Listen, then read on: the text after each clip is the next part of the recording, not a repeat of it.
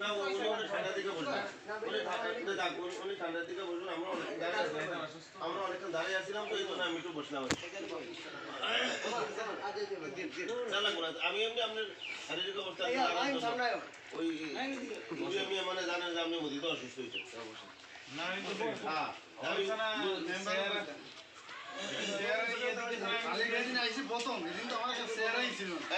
আমি যে 1 মাস 7 দিন জেনে অফিসে আজকে যাবো।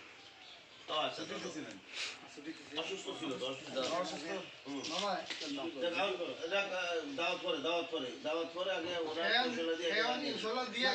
আমাদের এলাকার সন্তান, এলাকার সবকিছু এখন আমরা তো কোনো লোক বলতে পারব না, বুঝলেন? যে ক্যান্ট্রি পড়িয়ে চুপচাপ থাকতে হইব। আসসালামু আলাইকুম। ওয়ালাইকুম সালাম ওয়া রাহমাতুল্লাহ। আমাদের চিনেন মনিরুল ইসলাম নয়ন ভাই আমার একটা ব্যক্তি, নেতা হওয়ার জন্য যে কটা যোগ্যতা দরকার নুরুল ইসলাম নয়নের ভিতরে আছে। আমি যতটুকু দেখলাম দীর্ঘদিন থেকে বাংলার সাথে রাজনীতি করি, চিনি।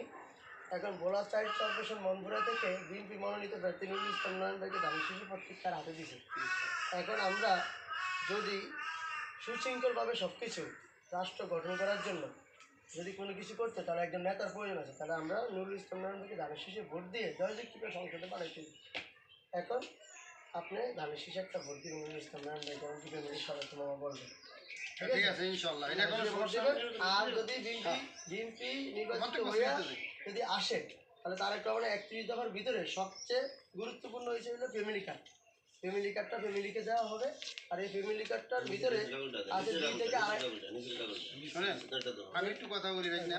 আমরা যখন নাজিমউদ্দিন আলম আর এই ইসলাম নয়ন ভাই যখন ঠেলাঠেলি হয়, তখন আমাদের একটাই সমালোচনা ছিল যে এটা যে আমাদের দেশের সন্তান দেশে আছে, সে এখান থেকে কুড়ির কাছে যাবে, আর আমার দেশের সন্তান যাই করে আব্দুল ইসলাম জাফরের মতো দেশের জন্য করবে, যাই করে। কিন্তু ওই যে নাজিমউদ্দিন আলম তো সে তো হয়েছে বারাকটার মতন লোক। এইটা সমালোচনা ছিল অফিস আদালতে বিভিন্ন জায়গায়, বুঝছেন? এই জন্য ইসলাম নয়ন ভাইয়ের জন্য এটা অফিস আদালত থেকে বাজে পাবলিকের মধ্যে অনেক আগের থেকে সমালোচনা। আচ্ছা, তাহলে দামের শীর্ষে একটা ভোট দিবেন। আর এই যে তার একটা মধ্যে ফ্যামিলি কার্ড চালু করছে, এই ফ্যামিলি কার্ডে 2 থেকে 2.5 টাকার মতো তেল, নুন, চাল এসব পাবে একটা ফ্যামিলি। কারণ কি অনেক জায়গায় দেখা গেছে স্বামী